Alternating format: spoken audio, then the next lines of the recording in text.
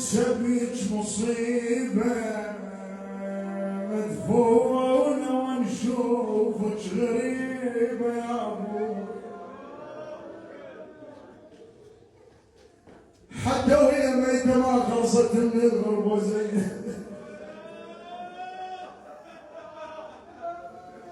عم لا تجون من دموعكم صغار وكبار بشعر زين. يا معاون يا اخويا نسبيك مصيبه مدفونه ونشوف